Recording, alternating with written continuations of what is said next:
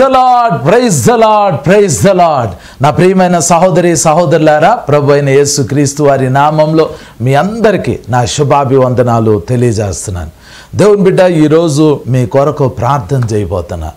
చాలామంది చాలా బలహీనతలతో ఉంటున్నారు, బంధకాలతో ఉంటున్నారు, శాపాలతో ఉంటున్నారు, ఆశీర్వాదం లేకుండా చాలా కుటుంబాలు ఉన్నాయి. ఈరోజు నేను మీ కొరకు ప్రార్థన చేయబోతున్నాను. ఈ లైవ్ కార్యక్రమంలో చాలా గొప్ప అద్భుతాలు జరగబోతున్నాయి. దేవుని బిడ్డ, మీకు మంచి ఆరోగ్యం ఉండాలి. మీరు ఆశీర్వాదంలో, ఐశ్వర్యంలో, సమాధానంలో, దేవుని కృపలో వర్ధిల్లాలి. మీకు ఒక మాట చెప్తానండి. యేసు ప్రభు ఒక ఉపమానం చెప్పారు. ఆ ఉపమానంలో విత్తువాడు విత్తనాలు వేయటానికి వెళ్ళారు. కొన్ని విత్తనాలు త్రోవ పక్కన పడినాయి. అప్పుడు పక్షులు వచ్చేసి ఆ విత్తనాలు తీసుకుని వెళ్ళిపోయినాయి. కొన్ని విత్తనాలు ముళ్ళ పొదలో పడినాయి. ఆ ముళ్ళ పొదలు, ఆ మొలకెత్తిన ఆ విత్తనాలు చిన్న చిన్న మొక్కలుగా అయినప్పుడు ఆ ముళ్ళ పొదలు ఆ విత్తనాల నుంచి వచ్చిన ఆ మొక్కల్ని అణిచేసినాయి అంట. అవి ఫలించలేదు. కొన్ని రాతి నేలన పడినాయి, కొన్ని మంచి నేలన పడినాయి. మంచి నేలన పడినాయి 30 60 100 ఫలించినాయి. ఈరోజు మీరు తెలుసుకోవాల్సింది ఏంటంటే, త్రోవ పక్కన పడిన విత్తనాలు అవి సాతాను ఎత్తుకుపోయాడు. అంటే వాక్యం ప్రకటిస్తామో వింటారు, కానీ అది మర్చిపోతారు. ఆ వాక్యం మీ జీవితంలో ఫలించదు. కొన్ని విత్తనాలు ముళ్ళ పొదలో పడినాయి చూడండి. ఆ విత్తనాలు మొలకలెత్తుతాయి, కానీ ఆ ముళ్ళ పొదలు వాటిని అణిచేసినాయి.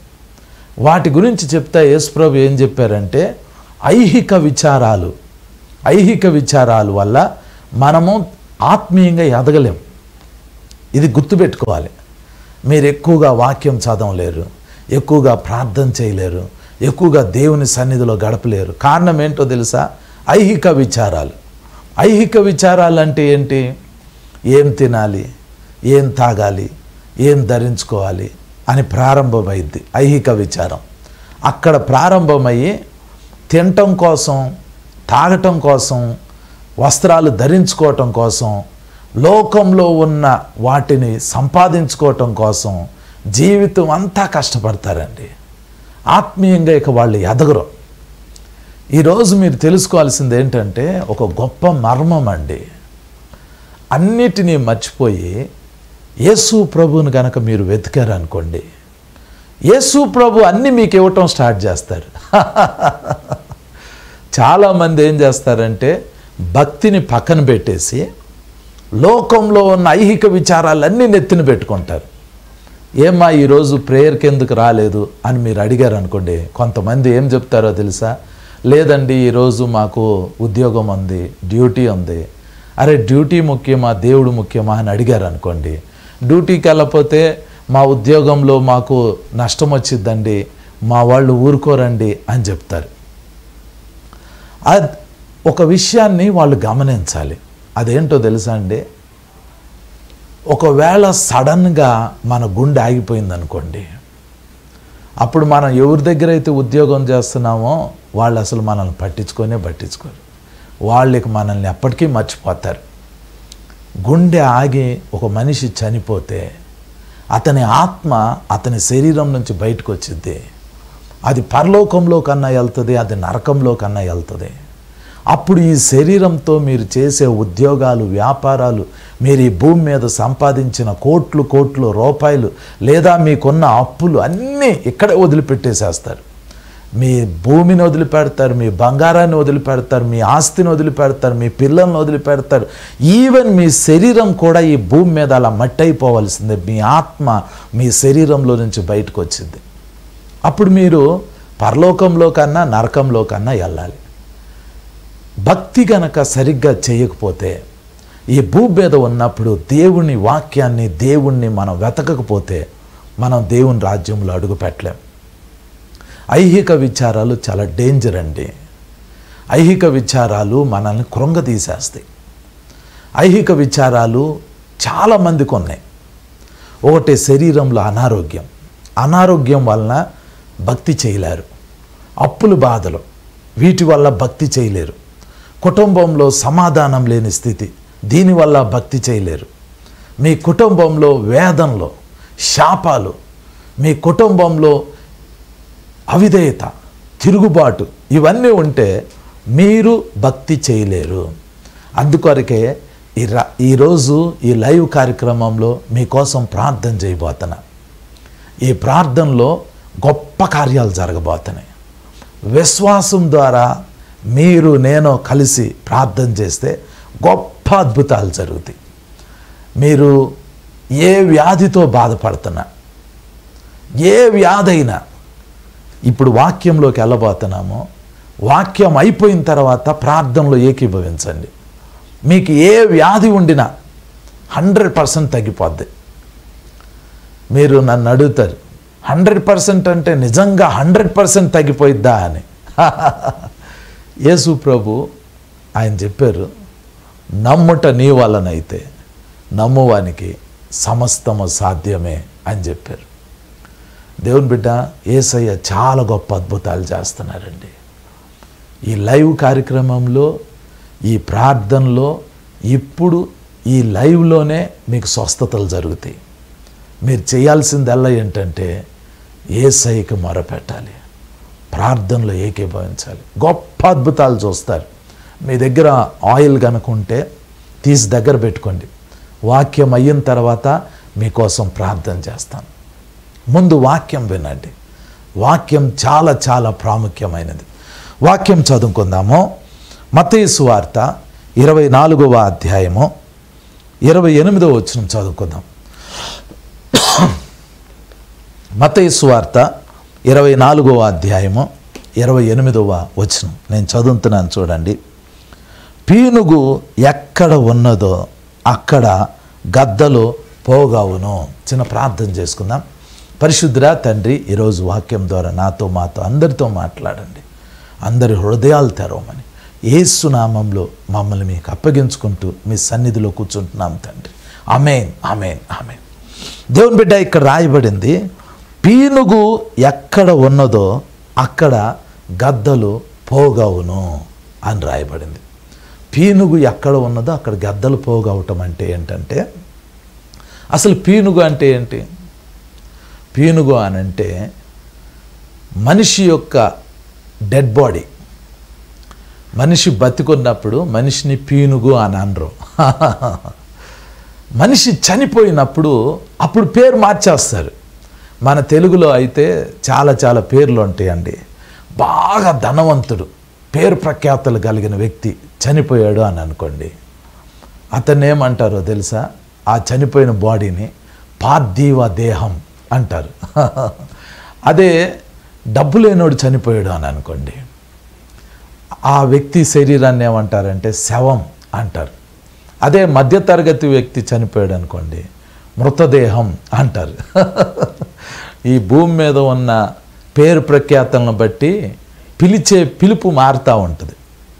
ఒక వ్యక్తి ఈ భూమి మీద ఉన్నప్పుడు పేరు ప్రఖ్యాతులు, డబ్బు, మంచి స్థితి ఉండి చనిపోతే ఆ బాడీని పార్థివ దేహం అంటున్నారు. మధ్యతరగతి వ్యక్తి చనిపోతే ఆ బాడీని మృతదేహం అంటారు.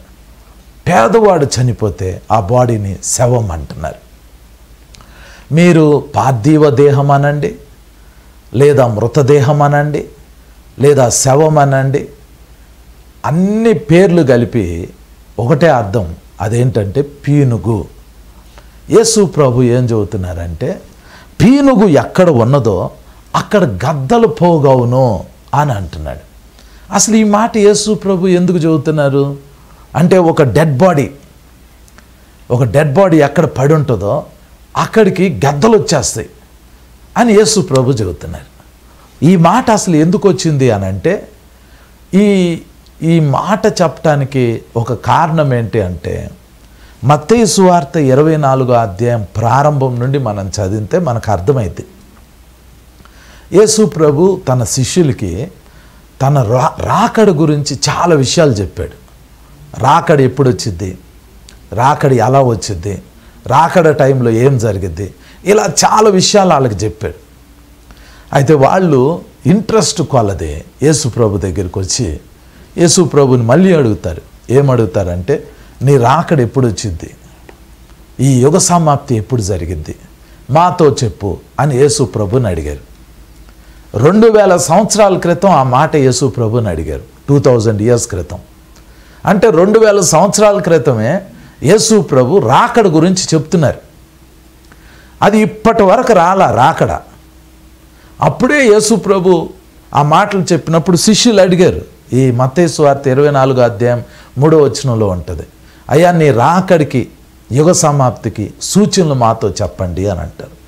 అప్పుడు యేసు ప్రభు ఈ మత్తయి సువార్త 24వ అధ్యాయంలో ఉన్న సూచనలన్నీ చెప్పుకుంటూ వస్తారు. అలా చెప్పుకుంటా యేసు ప్రభు చెబుతారు, నా నామంలో అబద్ధపు క్రీస్తులు వస్తారు, అబద్ధ ప్రవక్తలు వస్తారు, మోసం చేస్తారు, తర్వాత కరువులు వస్తాయి, భూకంపాలు వస్తాయి, తెగుళ్ళు వస్తాయి, యుద్ధాలు వస్తాయి, యుద్ధ సమాచారాలు మీరు వింటారు, జనం ఒకళ్ళ మీదకి ఒకళ్ళు లేపబడతారు, మనుషుల్ని చంపుతారు, ఈ రాజ్య సువార్త సకల జనములకి ప్రకటింపబడుతుంది. ఇలా యేసు ప్రభు చాలా సూచనలు చెప్పుకుంటూ వచ్చి అలా రాకడికి సూచనలు చెప్తా సడన్గా వచ్చి ఏం చెప్పారు అని అంటే, పీనుగు ఎక్కడ ఉన్నదో అక్కడ గద్దలు పోగవుతాయి అని అన్నారు. అరే దీన్ని మనం ఎలా అర్థం చేసుకోవాలి? పీనుగు ఎక్కడ ఉందో అక్కడ గద్దలు పోగవటం అంటే ఏంటి? అసలు దాన్ని రాకడికి సూచన అని ఎలా అర్థం చేసుకోగలుగుతామో? యేసు ప్రభుకి ముందు, యేసు ప్రభు తర్వాత, ఈవెన్ ఇప్పటి వరకు కూడా పీనుగు ఎక్కడ ఉందో అక్కడ గద్దలు పోగవుతాయి. దాంట్లో రాకడ సూచన ఏంటి? ఒక డెడ్ బాడీని తీసుకెళ్ళి మీరు ఎక్కడైనా పొలాల్లోనో ఏదైనా ఖాళీ స్థలంలో పడేశారనుకోండి, ఒక 2-3 గంటల తర్వాత మీరు అక్కడికి వెళ్ళి చూస్తే గద్దలు వచ్చేసి ఆ డెడ్ బాడీని పీక్కు తినటం మీకు కనబడిద్ది. అది ఎట్లా రాకడ సూచన అవుతుంది? అది మీరు తెలుసుకోవాలి. అసలు మీకు ఇంకొక విషయం తెలుసా? జొరాస్ట్రినిజం అని ఒక మతం ఉంది. జొరాస్ట్రిజం ఈ మతాన్ని ఫాలో అయ్యే వాళ్ళని పార్సీలు అని కూడా మనం పిలుస్తాం. పారసీక దేశం అనే బైబిల్లో ఉందో చూడండి. పారసీక దేశము అని మీకు ఎప్పుడైనా బైబిల్లో చదివేటప్పుడు ఆ దేశం వచ్చింది, ఆ పేరు కనపడిందంటే పారసీక దేశము. వాళ్ళ మతం ఏంటంటే జొరాస్ట్రిజం. ఈ పారసీక దేశము ఒకప్పుడు ఇరాన్ దేశం, ఇప్పుడు ప్రజెంట్ ఇరాన్ దేశం. ఒకప్పుడు దాన్ని పారసీక దేశం అని పిలిచేవాళ్ళు. వాళ్ళ మతము జొరాస్ట్రిజం. సో వాళ్ళ మతంలో ఒక ఆచారం ఉంది. ఆచారం ఏంటి అని అంటే, మన భారతదేశంలో అనుకోండి, ఎవరైనా చనిపోతే హిందువులైతే ఆ డెడ్ బాడీని కాల్చేస్తారు, బూడిదైపోతుంది. క్రిస్టియన్స్, ముస్లిమ్స్ అయితే ఆ డెడ్ బాడీని తీసుకెళ్ళి మట్టిలో పూడ్చిపెడతారు. నార్త్ ఇండియాలో అయితే కొంతమంది పూడ్చిపెట్టరు, కాల్చరు, తీసుకెళ్ళి గంగా నదిలోనో యమునా నదిలోనో పడేస్తారు డెడ్ బాడీని, చేపలు తినేస్తాయి. కానీ జొరాస్ట్రిజంలో, పారసీలు యొక్క మతంలో, ఈ పారసీలు వీళ్ళు ఏం చేస్తారంటే, వీళ్ళకు ఒక ప్లేస్ ఉంటుంది, వాళ్ళది శ్మశాన వాటిక అని చెప్పొచ్చు. ద టవర్ ఆఫ్ సైలెన్స్ అని ఒక ప్లేస్ ఉంటుంది. ఈ టవర్ ఆఫ్ సైలెన్స్ అంటే ఏంటంటే, ఒక బిల్డింగ్ ఉంటుందండి, దాన్ని రౌండ్గా కడతారు బిల్డింగ్. ఈ మతంకి సంబంధించిన వాళ్ళు, ఈ పారసీ మతానికి సంబంధించిన వాళ్ళు ఎవరైనా చనిపోతే ఆ డెడ్ బాడీని తీసుకెళ్ళి ఆ రౌండ్గా ఉన్న బిల్డింగ్లో, ఎత్తుగా ఉంటుంది, మధ్యలో ఆ బాడీని పెట్టేస్తారు. పెట్టేసి తలుపులేసి వచ్చేస్తారు. ఇక అప్పుడు ఏమవుతుంది అని అంటే, గద్దలు వచ్చేసి ఆ బాడీని పీక్కు తింటాయి. ఇక అంతే, కొన్ని రోజులకి ఆ శరీరము మొదట గద్దలు తినటం, తర్వాత ఎలుకలు తినటం, తర్వాత కీటకాలు వచ్చి తినటం, తర్వాత ఎముకలుగా మారిపోతుంది. ఇక అంతే, ఆ యొక్క సమాధి కార్యక్రమం అయిపోయినట్టే వాళ్ళది. ఈ ఆచారము పార్సీల ఆచారం. హైదరాబాద్లో కూడా 200 మందో ఏమో పార్సీలు ఉన్నారు. వీళ్ళు కూడా ఆ ఆచారాన్ని చేస్తారు. కానీ ఒక ప్రాబ్లం ఏంటంటే, చుట్టూ ఉన్న వాళ్ళకి కంపు కొట్టింది. అందుకని ఈ మధ్య వాళ్ళు దాన్ని తగ్గించారు. ముంబైలో అయితే పార్సీ కుటుంబాలు ఉన్నాయి. ఇప్పటికి కూడా వాళ్ళు ఏం చేస్తారంటే, చనిపోయిన వ్యక్తి యొక్క శరీరాన్ని తీసుకుని వెళ్ళి ద టవర్ ఆఫ్ సైలెన్స్ అంటే వాళ్ళకున్న శ్మశాన వాటికలో బిల్డింగ్ ఏదైతే ఉందో ఆ బిల్డింగ్లో టాప్ ఫ్లోర్లో దాన్ని పెట్టేసి తలుపేసేసి వెళ్ళిపోతారు. గద్దలు వచ్చి ఆ పీనుగును తింటాయి. మన దేశంలో రతన్ టాటా గారు, ఆయన పారసీ మతానికి సంబంధించిన వ్యక్తే. ఆయన చనిపోయినప్పుడు కూడా ఇలాగే చేశారని అంటున్నారు. అయితే పీనుగు ఎక్కడ ఉందో అక్కడ గద్దలు పోగవుతాయి అనే మాట యేసు ప్రభు చెప్పేటప్పుడు ఈ పారసీయులు ఉన్నారు, అంతకుముందు ఉన్నారు, ఇప్పుడు కూడా ఉన్నారు. సో అది వాళ్ళ మతానికి సంబంధించిన ఆచారం, డెడ్ బాడీ పక్షులకి వేయటం. కానీ అది రాకడికి సూచన ఎట్లా అవుతుంది? అది ఆచారమే కాదు. ఎవరైనా ఎడారి ప్రాంతంలో వెళ్తా మనుషులు లేని స్థలంలో ఎవరైనా నడుచుకుంటూ వెళ్ళేటప్పుడు చనిపోయారు అనుకోండి, చనిపోతే అక్కడ కూడా ఈ గద్దలు వెళ్ళి ఆ శరీరాన్ని తింటాయి. అది రాకడికి సూచన ఎలా అవుతుంది? దీన్ని ఎలా ఇంటర్ప్రిట్ చేయగలుగుతామో? అసలు ఈరోజు ఇది నెరవేరింది, రాకడ సూచనలో ఒకటి ఇది నెరవేరింది అని మనం చెప్పాలి అని అంటే అసలు ఇది ఏంటో మనకు తెలియాలి. పీనుగు అంటే ఎవరో, గద్దలు అంటే ఎవరో, అక్కడ పోగవటం అంటే ఏంటి, అసలు ఆ విషయం మనకు తెలియాలండి. ఇది రాకడికి ఎందుకు సూచనో మనకు అర్థం కావాలి. చాలామంది ఏం చెప్తారు అని అంటే, పక్షులు వచ్చి మృత కళేబరాలు తినే ఒక ప్రోగ్రాం బైబిల్లో ఉంది. ఎప్పుడో తెలుసా? ఎప్పుడంటే యేసు ప్రభు రెండవ రాకడ రాబోతుంది. రెండవ రాకడ అంటే మీకు అర్థం అవ్వాలి. మొదట యేసు ప్రభు మేఘాల మీదకు వస్తాడు. ఆయనతో పాటు దేవదూతలు ఉంటారు, ఆయనతో పాటు ప్రధాన దూతలు ఉంటారు. దేవదూతలు యేసు ప్రభు మేఘాల మీదకు వచ్చినప్పుడు అక్కడ నుంచి మనకు ఒక బోర మోగిద్ది, ఊ అని ఒక బోర మోగిద్ది. బోర శబ్దం వినబడిన వెంటనే ఆ మేఘాల మీద నుండి యేసు ప్రభు వారి దగ్గర నుండి బోర మోగిన వెంటనే ఆ శబ్దము మొదట చనిపోయిన క్రైస్తవ శరీరాలు, అవి మట్టయిపోయినా, అవి అగ్నిలో కాలిపోయినా, అవి చేపలు తినేసినా, ఎక్కడ ఉండినా, అవి గాలిలో అణువులుగా కాలిసిపోయినా, చనిపోయిన ప్రతి వ్యక్తి, ప్రతి విశ్వాసి యొక్క దేహము ఆ శబ్దం విని వాళ్ళ ఎముకలు, వాళ్ళ మాంసము, వాళ్ళ నరాలు, వాళ్ళ చర్మము, అణువులన్నీ ఒక చోటకు వచ్చేసి ఒక శరీరంగా తయారయ్యి వాళ్ళు పునరుద్ధాన శరీరంతో ఆ బోర శబ్దం వినిన వెంటనే మట్టిలో నుంచి, నీళ్ళల్లో నుంచి, అగ్నిలో నుంచి, గాలిలో నుంచి వాళ్ళ శరీరాలు లేపబడి అలా మేఘాల మీదకి వెళ్తూ ఉంటారు. బతుకున్న మనకి ఆ శబ్దం వినబడిద్ది. మన శరీరాలు కూడా మార్పు చెందుతాయి. మనం కూడా ఎత్తబడి అలా మేఘాల మీదకి వెళ్తాం. వాళ్ళు మనము మేఘాల మీదకి వెళ్ళి అక్కడ యేసు ప్రభుని కలుసుకుంటాం, దేవదూతలను చూస్తాం, అక్కడి నుంచి మనం పరలోకం వెళ్ళిపోతాం. ఇది సంఘం ఎత్తబడటం. మనం పరలోకం వెళ్ళిన తర్వాత కొన్ని రోజులు పరలోకంలో ఉంటాం. కొన్ని రోజులు ఉన్న తర్వాత మళ్ళీ ఒకరోజు యేసు ప్రభు మనందరికీ ఏం చెప్తాడంటే, మనం భూమి మీదకి వెళ్ళాలి అని చెప్తాడు. అప్పుడు మనము పరలోకం నుండి మరలా భూమి మీదకి వస్తాం. ఎలా వస్తామో? యేసు ప్రభు ఒక తెల్లని గుర్రం మీద కూర్చుంటారు. మీరు, నేను, మనందరము యేసు ప్రభు వెనకాల అందరికీ ఒక్కొక్క గుర్రం ఇవ్వబడిద్ది. మనందరం తెల్లని గుర్రాల మీద కూర్చుంటాం. ఇదంతా ప్రకటన గ్రంథం 19వ అధ్యాయంలో రాయబడి ఉంది. యేసు ప్రభు తెల్లని గుర్రం మీద ఎక్కి పరలోకం నుండి వస్తారు. ఆయనతో పాటు మనం కూడా తెల్లని గుర్రాలు ఎక్కి పరలోకం నుండి భూమి మీదకి వస్తాం. అప్పుడు యేసు ప్రభు ఈ భూమి మీద కాలు పెడతారు. ఆ వచ్చే సమయం ఏమైద్ది అని అంటే, అసలు మనం ఎందుకు రావాల్సిన పరిస్థితి వచ్చిందంటే, ఈ భూమి మీద అప్పుడు ఇశ్రాయేలీలు ఉంటారు. ఇశ్రాయేలీల ప్రాబ్లం ఏంటి అని అంటే, వాళ్ళు అప్పటికే క్రీస్తు విరోధితో ఒక నిబంధన చేసి, క్రీస్తు విరోధి వాళ్ళని మోసం చేసి వాళ్ళని హింసించడం స్టార్ట్ చేస్తాడు. ఇశ్రాయేలీలకి క్రీస్తు విరోధికి ఒక నిబంధన జరిగిద్ది. కొన్ని రోజులు క్రీస్తు విరోధి ఇశ్రాయేలీలతో మంచిగా ఉంటాడు. కానీ తర్వాత క్రీస్తు విరోధి ఇశ్రాయేలీల్ని హింసిస్తాడు. ఆ హింసలు తట్టుకోలేక ఇశ్రాయేలీలు యెరూషలేమును విడిచిపెట్టి పారిపోతారు.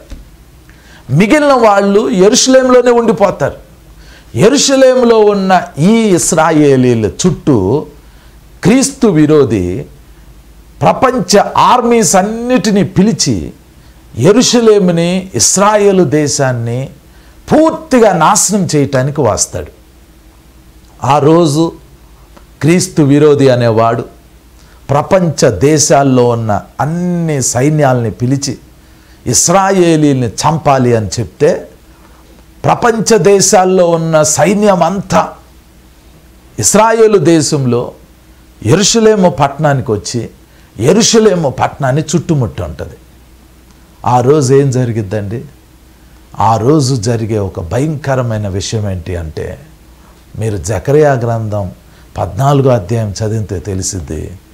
ప్రపంచంలో ఉన్న ఆర్మీస్ అన్నీ యెరూషలేం పట్టణానికి వెళ్ళి యెరూషలేంలో ఉన్న ఇశ్రాయేలీల్ని చెరపట్టి, కొంతమంది జైల్లో పెట్టి, కొంతమందిని చంపి, వారి స్త్రీలని రేప్ చేసి ఎంతో భయంకరంగా ఉంటుంది. ఆ రోజు ఇశ్రాయేలీలు దేవునికి మొర పెడతారు. అయ్యా, మేము తప్పు చేశామయ్యా.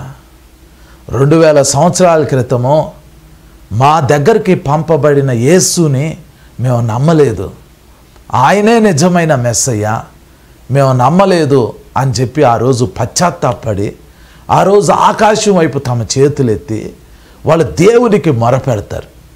అప్పుడు మనం పరలోకంలో ఉంటాం.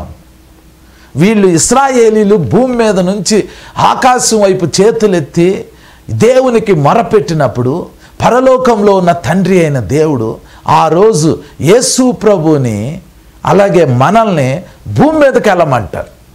అప్పుడు యేసు ప్రభు ప్రకటన గ్రంథం 19వ అధ్యాయం ప్రకారము తెల్లని గుర్రం ఎక్కి మనందరికీ తెల్లని గుర్రాలను ఎక్కించుకుని మనందరితో పాటు యేసు ప్రభు యెరూషలేంలోకి వస్తారు. ఒలీవ కొండ మీద యేసు ప్రభు పాదాలు పెడతారు. దానిని రెండవ రాకడ అంటారు. ఈ రాకడ సూచన ఏంటి అని అంటే, పీనుగు ఎక్కడ ఉందో అక్కడ గద్దలు పోగవును అని రాయబడింది. అయితే ఇప్పుడు పీనుగు ఎక్కడొచ్చింది? యేసు ప్రభు తెల్లని గుర్రం ఎక్కి ఈ భూమి మీదకి వచ్చినప్పుడు, యెరూషలేం పట్టణానికి వచ్చినప్పుడు, ఒలీవ కొండ మీద యేసు ప్రభు పాదాలు పెట్టినప్పుడు అప్పుడు జరిగే ఒక విషయం ఏంటి అంటే, ఈ క్రీస్తు విరోధి వాడి సైన్యాలన్నీ యెరూషలేం చుట్టూ చుట్టబడి ఉంటే అప్పుడు యేసు ప్రభు వచ్చి క్రీస్తు విరోధిని, వాడి యొక్క సైన్యాన్ని ఓడిస్తారు. ఆ యుద్ధం ఎంత టైం పట్టిద్ది? కేవలం 1 సెకండ్ 2 సెకండ్లో యుద్ధం అయిపోయింది. ఆ యుద్ధంలో ఏం జరిగిద్దంటే, యేసు ప్రభు తెల్లని గుర్రం మీద ఇలాగ వచ్చేసి నోటితో జస్ట్ ఫూ అని ఊదుతాడు. అంతే. యేసు ప్రభు జస్ట్ నోటి ఊపిరితో ఫూ అని ఊదితే ఏం జరిగిద్దో తెలుసా? అప్పుడు ఒక అద్భుతం జరిగిద్ది. జకరియా గ్రంథం, ఒకసారి జకరియా గ్రంథం తీయండి. జకరియా గ్రంథం 14వ అధ్యాయము 12వ వచనం చదువుతున్నాను చూడండి. జకరియా గ్రంథము 14వ అధ్యాయము 12వ వచనం. మరియు యెహోవా తెగుళ్ళు పుట్టించి యెరూషలేము మీద యుద్ధము చేసిన జనులనందరినీ ఈలాగున మొత్తును. వారు నిలిచి ఉన్న పాటుననే వారి దేహములు కుళ్ళిపోవును. వారి కన్నులు కన్ను త్వరలలో ఉండియే కుళ్ళిపోవును. వారి నాలుకలు నోళ్లలో ఉండియే కుళ్ళిపోవును అని రాయబడింది. ఈ వచనానికి అర్థం ఏంటి అని అంటే, యేసు ప్రభు వచ్చి జస్ట్ నోటి ఊపిరితో ఫూ అని ఊదితే ఆ రోజు ఏం జరిగిద్ది అని అంటే, యుద్ధం చేయటానికి వచ్చిన ఈ మహాసైన్యాలన్నీ వాళ్ళు యుద్ధం చేయాలి. కానీ ఏం జరిగిద్దంటే, మొదట వారు నిలిచి ఉన్న పాటుననే వారి దేహములు కుళ్ళిపోవును. అంటే ఇలా నిలబడి ఉంటారు. నిలబడిన వెంటనే శరీరాలు ఏమవుతాయి అని అంటే హఠాత్తుగా కుళ్ళిపోతాయి. బతుకున్నవాడు బతుకున్నట్టే ఉంటారు. ఆ సైన్యం అంతా మనుషులందరూ బతుకున్నట్టే ఉంటారు, నిలబడి ఉంటారు. కానీ ఏం జరిగిద్ది అని అంటే వాళ్ళ శరీరాలన్నీ కుళ్ళిపోతాయి. 1 సెకండ్లో కుళ్ళిపోతాయి. వాళ్ళు చూస్తూనే ఉంటారు, అరే ఏం జరుగుతుంది ఇట్లా అని. తర్వాత ఏం జరుగుతుంది? వారు నిలిచి ఉన్న పాటుననే వారి దేహములు కుళ్ళిపోవును. వారి కన్నులు కన్ను త్వరలలో ఉండియే కుళ్ళిపోవును అని రాయబడింది. వారి నాలుకలు నోళ్లలో ఉండియే కుళ్ళిపోవును అని రాయబడింది. ఇక్కడ వాక్యం ఏం చెబుతుంది అని అంటే, ఈ కన్నులు ఉన్నాయి చూడండి, కనుగుడ్లు, ఆ వచ్చిన లక్షల లక్షల లక్షల సైన్యం అంతా యేసు ప్రభు పరలోకం నుండి రెండవ రాకడలో ఆ తెల్లని గుర్రం మీద దిగి రావటం చూస్తారు.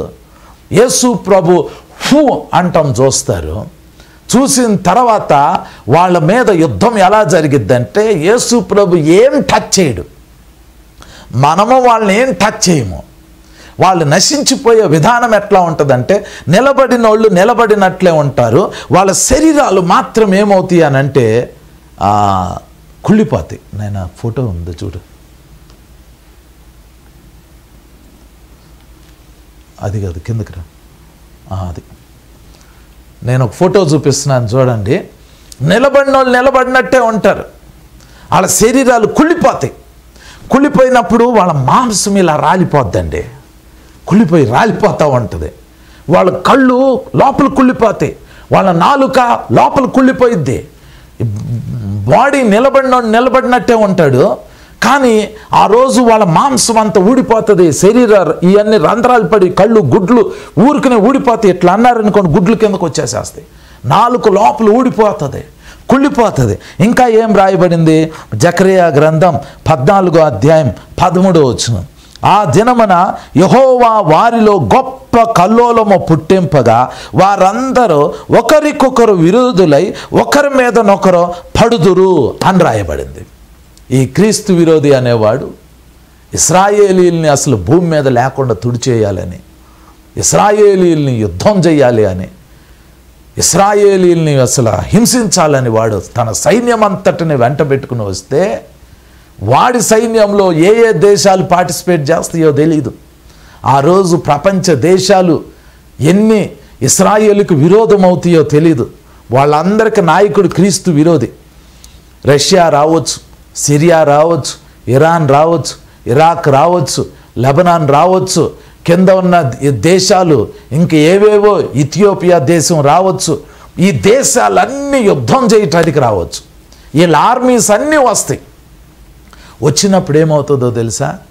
కొంతమంది శరీరాలు ఇలా కుళ్ళిపోయి వాళ్ళ మాంసం కింద పడిపోతూ ఉంటుంటే, వాళ్ళ కళ్ళు కుళ్ళిపోతూ ఉంటుంటే, వాళ్ళ నాలుకలు నోట్లో నుంచి కింద పడిపోతూ ఉంటుంటే, శరీరాలు కుళ్ళిపోతూ ఉంటుంటే, అంత భయంకరంగా జరుగుతున్నప్పుడు మిగిలిన వాళ్ళకి ఏం జరిగిద్దంటే, ఒక దేశమోడు ఇంకో దేశం, ఇంకో దేశమోడు ఇంకో దేశం, ఇంకో దేశమోడు ఇంకో దేశం ఒకళ్ళనొకళ్ళు చంపుకుంటారు. వీళ్ళందరూ ఒకటే ప్లాన్తో వచ్చారు. ప్లాన్ ఏంటంటే, యెరూషలేములో ఉన్న ఇశ్రాయేలులో ఉన్న ఇశ్రాయేలీని మొత్తం తుడిచేద్దామని వస్తారు. కానీ యేసు ప్రభు దిగి రావటం చూసి, యేసు ప్రభు ఇశ్రాయేలీని కాపాడటానికి వస్తున్న విధానాన్ని చూసి, ఈ వచ్చిన ఆర్మీ వాళ్ళు, మిగిలిన వాళ్ళు ఎవరి శరీరాలు అయితే కుళ్ళిపోలేదో, వీళ్ళు ఏం చేస్తారంటే, వీళ్ళే ఒకళ్ళకొకళ్ళు చంపుకుని తినేస్తారు, చంపుకుంటారండి. ఎవరి కాళ్ళు కత్తులు ఒకళ్ళనొకళ్ళు చంపుకుంటారు. అప్పుడు ఏమవుతుందో తెలుసా అండి? అక్కడ డెడ్ బాడీస్ అన్నీ ఆ యెరూషలేము చుట్టూరు పడిపోయి ఉంటాయి. వందలు కాదు, వేలు కాదు, లక్షల లక్షల డెడ్ బాడీస్ అక్కడ పడిపోయి ఉంటాయి. పడిపోయి ఉంటే ఏం జరుగుతుంది? మరి ఆ డెడ్ బాడీస్ని ఎవరన్నా పూడ్చిపెట్టాలి, ఆ డెడ్ బాడీస్ని కాల్చేయాలి, ఆ డెడ్ బాడీస్ని తీసుకెళ్ళి నదుల్లోనో సముద్రంలోనో పడేయాలి. మరి అదంతా ఎవరు చేస్తారు? ఎవరు వెళ్ళరు అక్కడికి. అప్పుడు ఏం జరిగిద్దో తెలుసా అండి? ఒక ప్రవచనం ఉందండి బైబిల్లో. ఇదంతా అర్మగెద్దోను యుద్ధం అంటారు.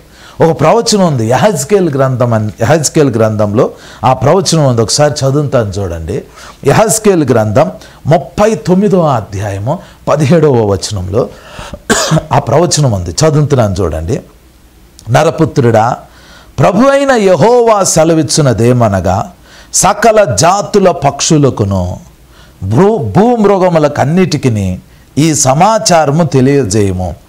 నేను మీ కొరకు వధించు బలికి నలుదిక్కుల నుండి కూడిరండి. ఇశ్రాయేలీల పర్వతముల మీద ఒక గొప్ప బలి జరుగును. మీరు మాంసము తిందురు, రక్తము త్రాగుదురు. బాలాఢ్యుల మాంసము తిందురు, భూపతుల రక్తమును, భాషానులో క్రొవ్విన పొటేళ్ల యొక్కయో, గొర్రెపిల్లల యొక్కయో, మేకల యొక్కయో, కోడెల యొక్కయో రక్తము త్రాగుదురు. నేను మీ కొరకు బలి వధింపబోచున్నాను, మీరు కడుపారా క్రొవ్వు తిందురు, మత్తు కలుగునంతగా రక్తము త్రాగుదురు అని చెబుతున్నాడు.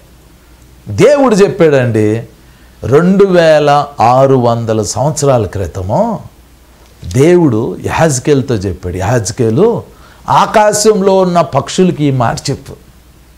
ఏంటి ఆ మాట అంటే, ఆకాశంలో ఉన్న పక్షులారా, మీ కొరకు నేను విందు సిద్ధం చేయబోతున్నా. మీరు మాంసం తింటారు, మీరు రక్తం తాగుతారు. భూపతుల యొక్క రక్తము, సహస్రాధిపతుల యొక్క రక్తము, వాళ్ళ మాంసము మీరు తింటారు. ఎప్పుడు, ఎక్కడ? ఎప్పుడు అంటే అర్మగెద్దోను యుద్ధం అప్పుడు. ఎక్కడ అంటే ఇశ్రాయేలీయుల పర్వతముల మీద.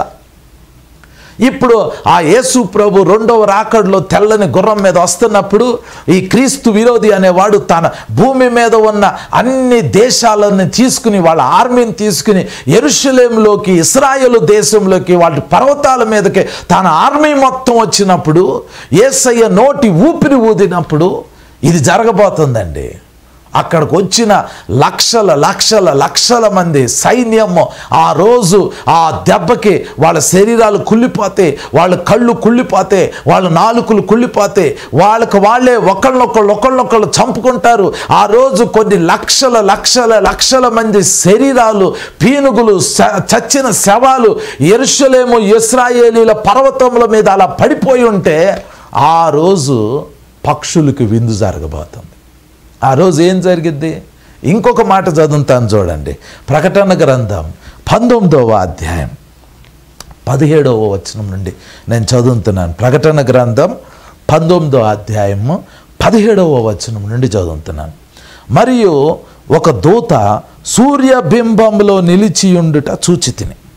అతడు గొప్ప శబ్దంతో ఆర్భాటించి, రండి, రాజుల మాంసమును, సహస్రాధిపతుల మాంసమును, బలిష్ఠుల మాంసమును, గుర్రముల మాంసమును, వాటి మీద కూర్చుండు వారి మాంసమును, స్వతంత్రులదేమి, దాసులదేమి, కొద్దివారిదేమి, గొప్పవారిదేమి, అందరి యొక్క మాంసమును తినుటకై దేవుని గొప్ప విందుకు కూడి రండని ఆకాశ మధ్యమందు ఎగురుచున్న సమస్త పక్షులను పిలిచెను అని రాయబడింది. ఆ రోజు ఆ యుద్ధం జరిగేటప్పుడు ఒక దేవదూత ఆకాశంలో నిలబడి దేవదూత చెప్తాడు, ఆకాశ పక్షులారా రండి, ఇశ్రాయేలు దేశంలోకి రండి, ఇశ్రాయేలీల పర్వతముల మీదకి రండి. ఇదిగో కొన్ని లక్షల మంది శరీరాలు ఇక్కడ పడిపోయి ఉన్నాయి. మీరు వాటి మాంసాన్ని తినండి, వాటి రక్తాన్ని తాగండి. దేవుడు మీకు ఏర్పాటు చేసిన ఈ విందులో పార్టిసిపేట్ చేయండి అని అంటారు. అప్పుడు మీరు గనక సంఘం ఎత్తబడితే అప్పుడు మనము యెరూషలేములోనే ఉంటాం. ఇదంతా మన కళ్ళు చూస్తాయి. ఇప్పుడు చెప్పిన ఈ దృశ్యం అంతా మీ కళ్ళు చూస్తాయి. ఆ రోజు గద్దలు వస్తాయండి, చనిపోయిన పీనుగుల్ని, కళేబరములని తింటాయి. అది మనం చూస్తాం. కానీ అది రాకడకు సూచన కాదు. అది అర్మగెద్దోను యుద్ధం అప్పుడు ఆకాశ పక్షులన్నీ వచ్చి మనుషుల పీనుగులు, అంటే మనుషుల మృతదేహాలు అలా పడిపోయి ఉంటే వాటి మాంసాన్ని అవి తింటాయి. అక్కడి వరకు బాగానే ఉంది. కానీ అది రాకడకు సూచన కాదు కదా. అప్పటికి రాకడ వచ్చేసేసింది. యేసు ప్రభు రాకడ వచ్చేసింది. కాబట్టి ఈ వచనం ఏదైతే మనము మత్తయి సువార్త 24వ అధ్యాయము 28లో చదివామో, ఈ వచనం దానికి సంబంధించింది కాదు. చాలామంది దానికి సంబంధించిన వచనం అని చాలామంది పొరబడతా ఉంటారు. కానీ ఈ వచనం దానికి సంబంధించింది కాదు. యేసు ప్రభువు తన రాకడకు ముందు జరిగే సూచనలు చెప్తా ఈ వచనాన్ని చెప్పారు. ఈ వచనం ఏంటి? పీనుగు ఎక్కడ ఉన్నదో అక్కడ గద్దలు పోగవును అని చెప్పారు. ఈ ప్రవచనం అసలు అర్థం ఏంటి? ఇది చాలా జాగ్రత్తగా వినాలండి. అసలు ఈ ప్రవచనం ఎంత డేంజరస్ అంటే మీరు అర్థం చేసుకోవాలి ఈ ప్రవచనాన్ని. యేసు ప్రభు చెప్పిన సూచన. దీనికి అరమగెద్దోను యుద్ధానికి అసలు ఎలాంటి సంబంధం లేదు. అప్పటికి యేసు ప్రభు రెండో రాకడ వచ్చేసింది. మరి ఈ ప్రవచనానికి అర్థం ఏంటి? పీనుగు ఎక్కడ ఉన్నదో అక్కడ గద్దలు పోగొట్టడం అంటే అర్థం ఏంటి? కొంతమంది ఏం చెబుతారంటే పీనుగు అంటే అది మృతదేహము, దాన్ని గద్దలు తింటే గద్దలకి ఆకలి ఆ విధంగా తీరుతుంది. ఆ మాంసము ఆ రక్తం తాగటం ద్వారా, ఆ మాంసం తినటం ద్వారా వారికి జీవం వస్తుంది అని చెప్పి కొంతమంది ఏం చెప్పారు అని అంటే యేసు ప్రభువే మన పీనుగు, గద్దలో మనమే, మన కోసం యేసు ప్రభు చనిపోయాడు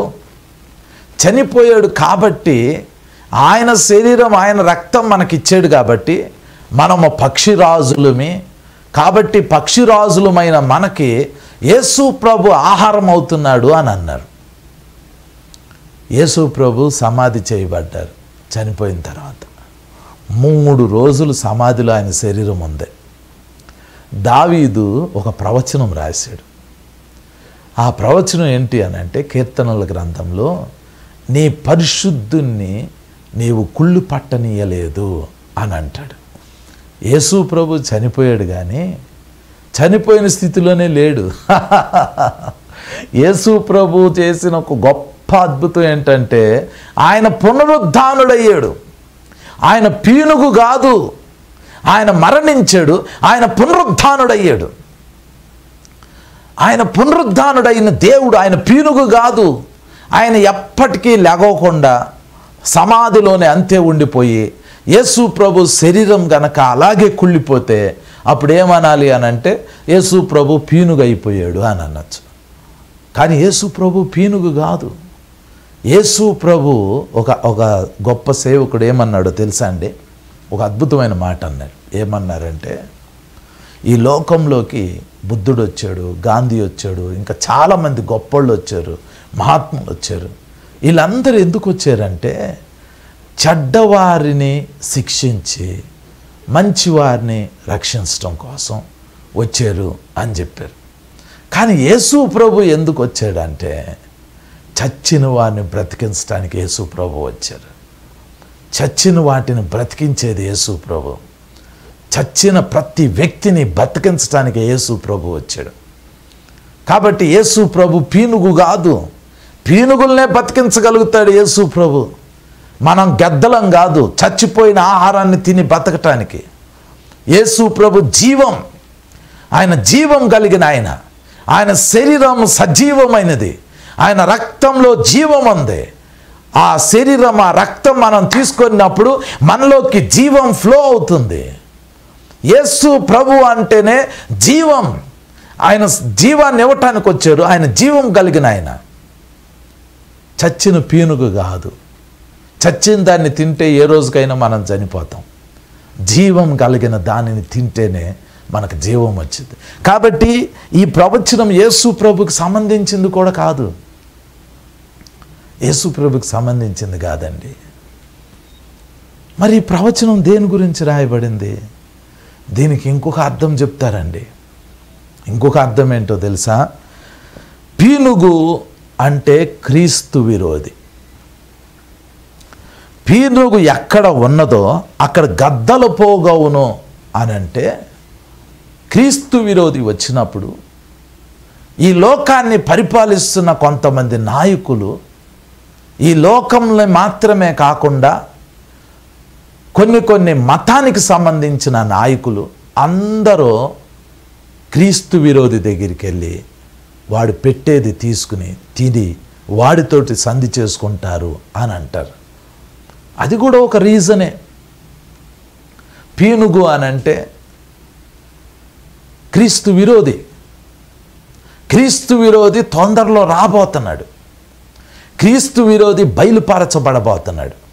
క్రీస్తు విరోధి ఎప్పుడైతే ఈ లోకానికి, ఈ ప్రపంచానికి బయలుపరచబడతాడో అప్పుడు ప్రపంచంలో ఉన్న చాలామంది నాయకులు మత నాయకులు, రాజకీయ నాయకులు, భూరాజులు, ధనికులు అందరూ వెళ్ళి క్రీస్తు విరోధితో సంధి చేసి క్రీస్తు విరోధి పెట్టే ఆహారాన్ని తీసుకుంటారు, వాడి దగ్గర నుంచి పోషణ అందుకుంటారు. కాబట్టి ఇది కూడా ఒక ప్రవచనం.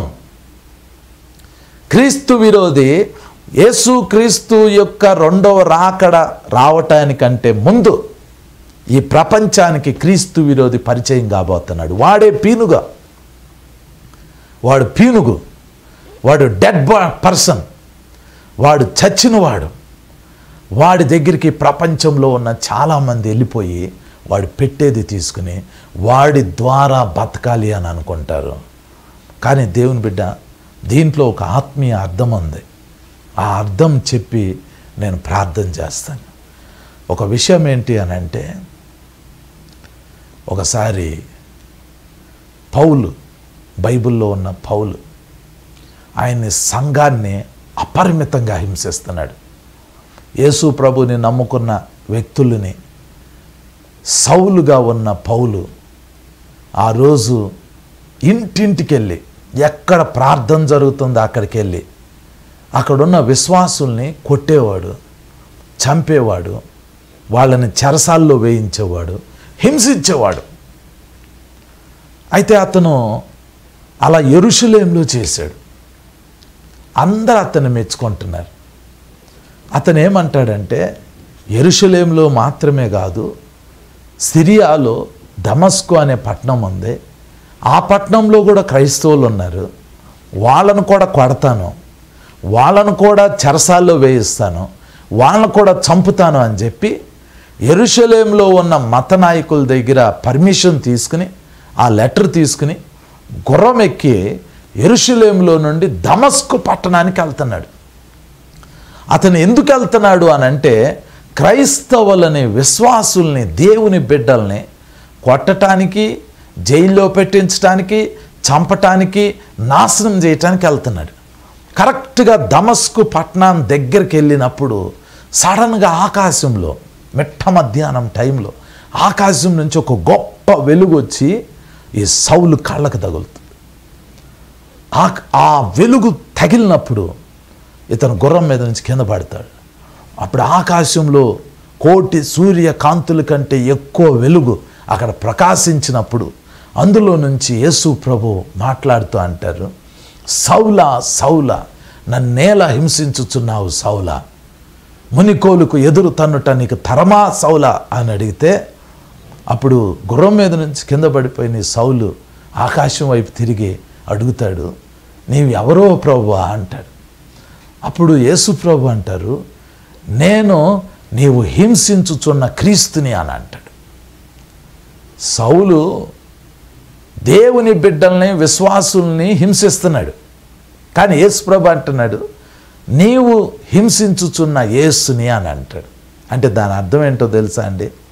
ఈ భూమి మీద ఎవరైనా మన మీద చెయ్యేస్తే, మనల్ని కొడితే, మనల్ని తిడితే, మనల్ని తోసేస్తే అది ఎవరిని తోసినట్టో తెలుసా?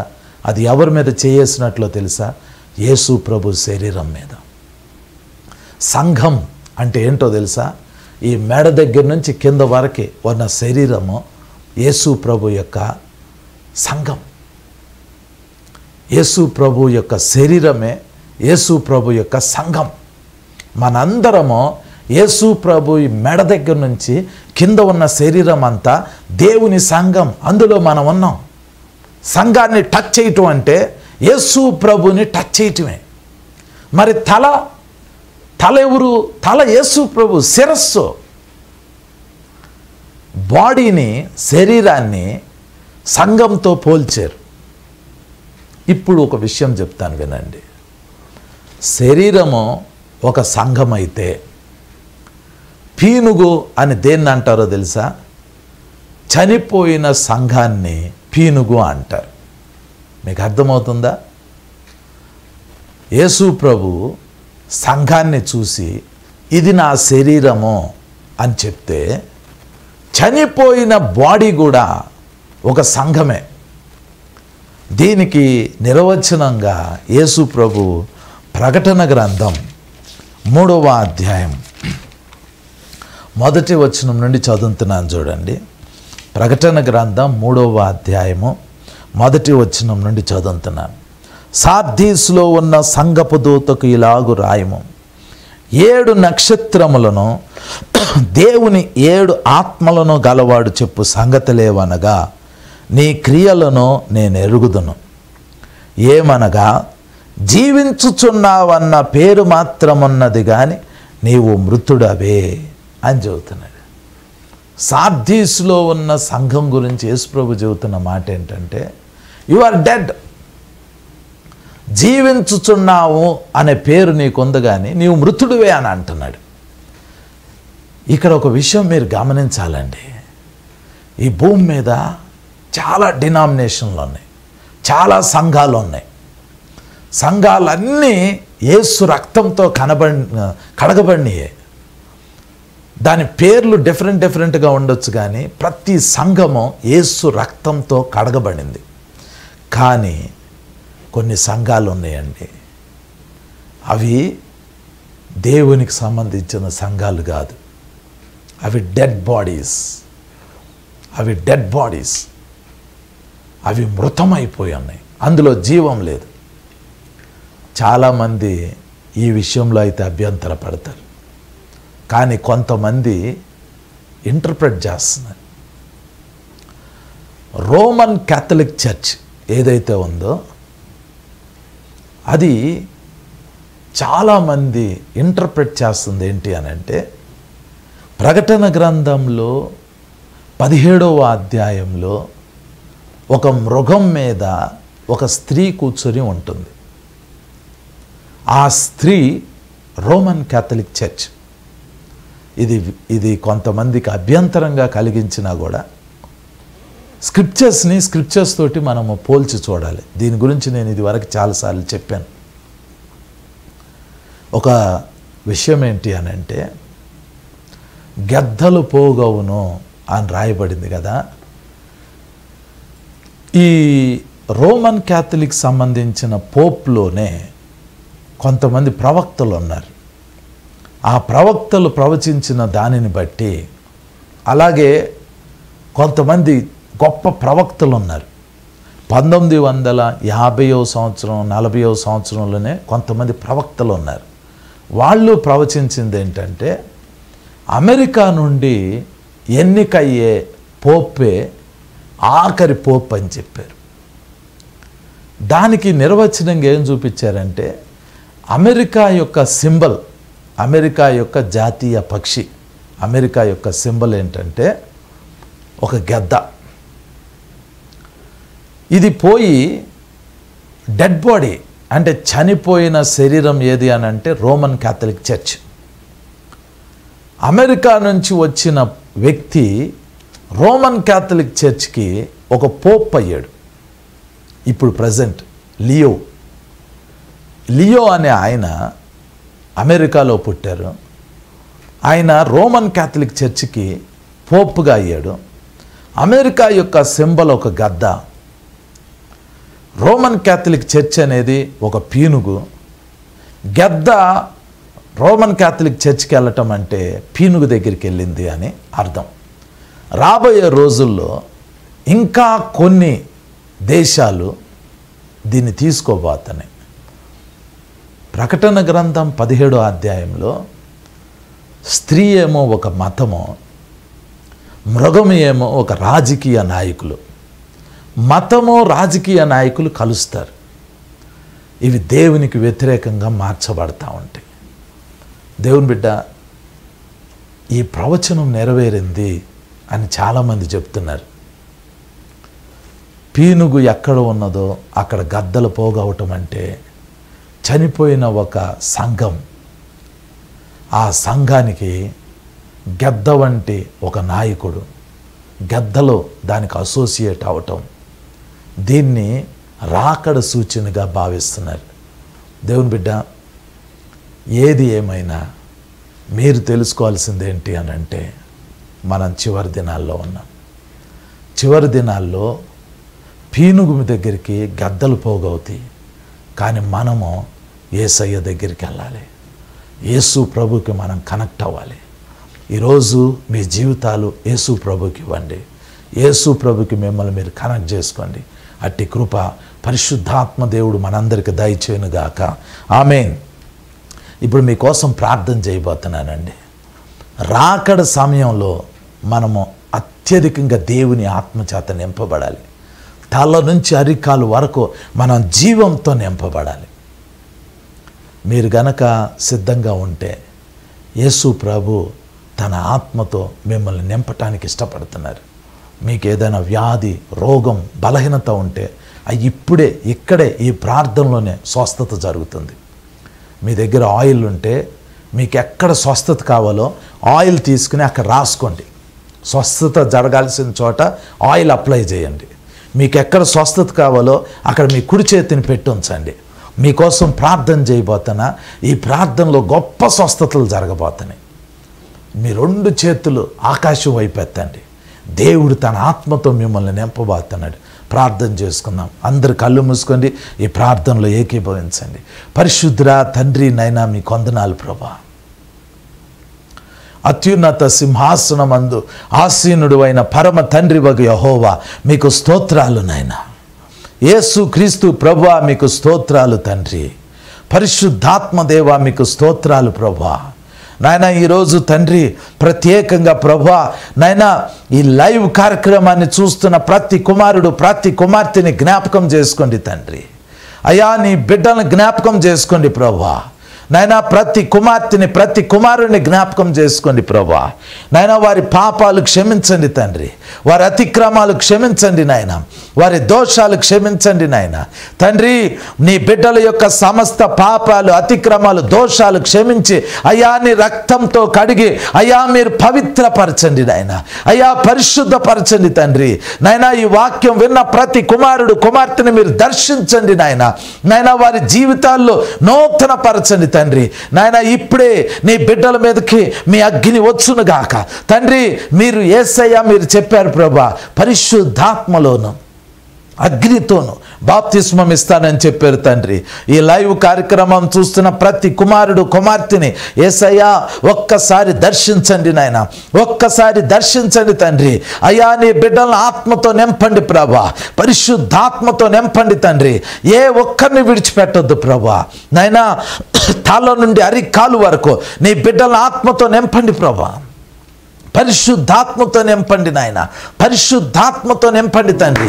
యేసు నామంలో, యేసు నామంలో, యేసు నామంలో ప్రతి కుమార్తె, ప్రతి కుమారుడు యేసు రక్తంతో కడగబడును గాక. యేసు రక్తంతో కప్పబడును గాక తండ్రి. నైనా నీ బిడ్డలు నీ నామంలో విశ్వాసం ఉంచుతున్నారు ప్రభా. నైనా నీ బిడ్డలు ఎవరెవరైతే ఏ ఏ వ్యాధులు, ఏ ఏ రోగాలు, ఏ ఏ బలహీనతలతో ఉన్నారో ప్రభా ఒక్కసారి జ్ఞాపకం చేసుకోండి తండ్రి. నైనా వారు ఎక్కడ రోగం కలిగి ఉన్నారు, ఎక్కడ వ్యాధి కలిగి ఉన్నారు, వారు తమ కుడి చేతిని పెట్టి ఉండగా యేసయ్య వాక్యంలో మీరు చెప్పారు ప్రభా, రోగుల మీద చేతులు ఉంచినప్పుడు వారు స్వస్థత పొందుదురు అని చెప్పారు తండ్రి. ఇప్పుడు రోగులు ప్రభా తమ చేతులు తమ వ్యాధి కలిగిన స్థలాల్లో పెట్టి ఉండగా యేసయ్య ఇప్పుడే మీ హస్తం చాపండి నాయన. ఇప్పుడే వారిని ముట్టండి ప్రభా. అయ్యా వారి దోషాలు క్షమించినందుకు వందనాలు తండ్రి. ఇప్పుడే నీ బిడ్డలను ముట్టండి, తాకండి నాయన. యేసయ్య మీరు నాకు ఇచ్చిన అధికారంతో, మీరు నాకు ఇచ్చిన అభిషేకంతో, మీరు నాకు ఇచ్చిన వరములతో యేసు నామంలో ఆ వ్యాధి, ఆ రోగం, ఆ బలహీనత, ఆ బంధకం, ఆ శాపం, ఆ దెయ్యం, ఆ దురాత్మ శక్తులతో మాట్లాడుతున్నాను యేసు నామంలో. ఇప్పుడే ఈ బిడ్డలో ఉన్న ప్రతి వ్యాధి, ప్రతి రోగం, ప్రతి బలహీనత, ప్రతి సాతాన్ శక్తి, ప్రతి మాంత్రిక శక్తి యేసు నామంలో ఈ బిడ్డల నుంచి వెళ్ళి పోనా జ్ఞాపిస్తున్నాను. ప్రతి నరంలోకి యేసు నామంలో శక్తి వచ్చునుగాక. ప్రతి ఎముకలోకి స్వస్థత వచ్చునుగాక. ప్రతి రక్తం, మాంసం, ఎముకలు, నరాలు, మూలుగులు యేసు నామంలో స్వస్థత కలుగునుగాక. Thank you father. తండ్రి తల నుండి అరికాలు వరకు, తల నుండి అరికాలు వరకు సంపూర్ణ స్వస్థత ఇవ్వండి నాయన. సంపూర్ణ స్వస్థత ఇవ్వండి తండ్రి. తల మీద చేయి పెట్టుకున్న నీ బిడ్డలను ఒక్కసారి ముట్టండి ప్రభా. వారిని తాకండి, తాకండి, తాకండి, స్వస్థపరచండి నాయన. తండ్రి క్యాన్సర్తో బాధపడుతున్నవారు, బ్రెయిన్ క్యాన్సర్లతో బాధపడుతున్నవారు, రకరకాల క్యాన్సర్లతో బాధపడుతున్నారు తండ్రి. వారు ఇప్పుడు తమ చేతులు ఆ స్థలముల మీద ఉంచి ఉండగా ఒక్కసారి ముట్టండి నాయన. ఒక్కసారి ఒకసారి ముట్టండి తండ్రి. నాయన బ్రెయిన్ ప్రాబ్లంతో సమస్యతో బాధపడుతున్న వారిని ఇప్పుడు తాకుతున్నందుకు వందనాలు. విడుదల వస్తుంది నాయన, స్వస్థత వస్తుంది తండ్రి. మీకు స్తోత్రాలు ప్రభా. కదలని అవయవాలు ఇప్పుడు కదులుతున్నాయి, జీవం లేని అవయవాలు జీవం పొందుకుంటున్నాయి. స్వస్థత పొందుకో, స్వస్థత పొందుకో కుమారి, స్వస్థత పొందుకో కుమారుడా. ప్రభు నూనెను మీ మీద పోస్తున్నారు, తైలం మీ మీద పోస్తున్నారు. తైలాభిషేకం జరుగుతుంది, పరిశుద్ధాత్మ బాప్తిసం జరుగుతుంది. దేవుని శక్తి మీ మీదకు విడుదలవుతుంది. పొందుకోండి, పొందుకోండి, పొందుకోండి. దేవుని శక్తిని అపరిమితంగా పొందుకోండి, దేవుని శక్తిని అపరిమితంగా పొందుకోండి. నా ప్రియమైన సహోదరి, దేవుని శక్తిని పొందుకో. రాణి, దేవుడు నిన్ను తాకుతున్నాడు. Receive the power of the holy spirit, receive the power of the holy spirit. దేవుని మహాశక్తి నీ మీదకి దిగి వస్తుంది. కుమారి, దేవుని శక్తి నిన్ను తాకుతుంది. పొందుకో, పొందుకో, పొందుకో. In the mighty name of Jesus.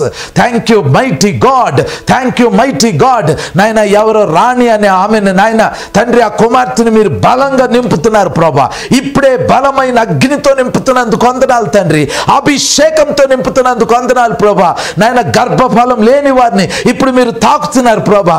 గర్భాలు తెరవబడుతున్నాయి యేసు నామములో, గర్భాలు తెరవబడుతున్నాయి యేసు నామములో, గర్భాలు తెరవబడుతున్నాయి. కుమారి, కుమారుడు అగ్ని పొందుకో, దేవుని శక్తిని పొందుకో, దేవుని శక్తిని పొందుకో. వినబడని చెవులు యేసు నామములో తెరవబడును గాక. Thank you father, thank you lord. అయ్యా, కంటి సమస్యతో బాధపడుతున్న వారిని ఇప్పుడే తాకండి ప్రభా, ఇప్పుడే తాకండి తండ్రి. కంటి సమస్యతో ఉన్న వారిని ఇప్పుడే స్వస్థపరచండి ప్రభా. లివర్ ప్రాబ్లంతో ఉన్న వారిని స్వస్థపరచండి తండ్రి. ఆరోగ్యం లేని వారికి ఆరోగ్యం దయచేయండి ప్రభా. యేసు నామంలో, యేసు నామంలో, యేసు నామంలో ఇప్పుడే స్వస్థతలు కలుగునుగాక. శబా శకా తో రోషియాంతలో. Thank you mighty God. ఆత్మవర్షం కొమ్మరింపబడుతుంది, ఆత్మవర్షం కొమ్మరింపబడుతుంది.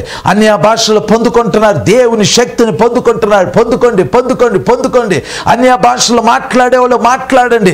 దేవుని శక్తి నీ ఇంట్లో కొమ్మరింపబడుతుంది, దేవుని శక్తి మీ ఇంట్లో కొమ్మరింపబడుతుంది. ఆర్థిక ఇబ్బందులు తొలగిపోతున్నాయి. దేవుని కుమారి, దేవుని కుమారుడ శక్తిని పొందుకో. Receive the mighty power of the holy spirit. యాహా తోషి తారామాల తోషి యాకూసోలో తుమాసియాన్ తరోషియా. తండ్రి నాయన, నెక్ ప్రాబ్లంతో ఉన్న వాళ్ళు ప్రభా, నెక్ ప్రాబ్లంతో ఉన్న వారిని ఇప్పుడు తాకినందుకు వందనాలు ప్రభా. తండ్రి, నెక్ తండ్రి ప్రభా, తమ మెడ సమస్యతో ఉన్నవారిని, నెక్ ప్రాబ్లంతో ఉన్న వారిని ఇప్పుడు తాకారు ప్రభా. స్వస్థపరిచారు తండ్రి. గొప్ప కార్యాలు జరిగిస్తున్నారు, గొప్ప కార్యాలు జరిగిస్తున్నారు. మీకు స్తోత్రం తండ్రి. గొప్ప కార్యాలు జరిగిస్తున్నారు. మీకు స్తోత్రం ప్రభా. అగ్ని అభిషేకం బిడ్డలకు రిలీజ్ చేస్తున్నందుకు వందనాలు నాయన.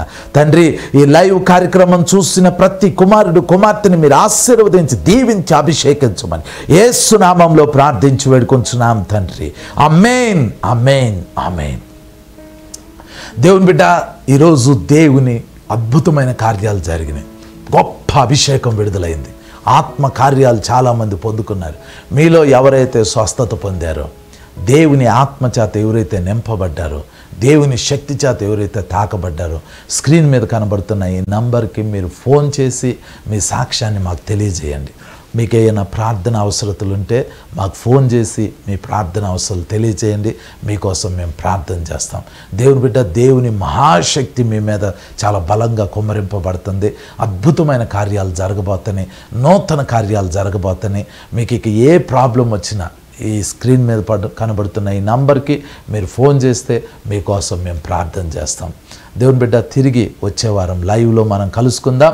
అప్పటి వరకు ప్రభు కృప మనందరికీ తోడై ఉండునుగాక. Amen, amen, amen. Praise the lord. బిడ్డ, దేవునికి 7 ఆత్మలు ఉన్నాయి. ఈ 7 ఆత్మలు భూమి అంతటా పంపబడినాయి. సంఘం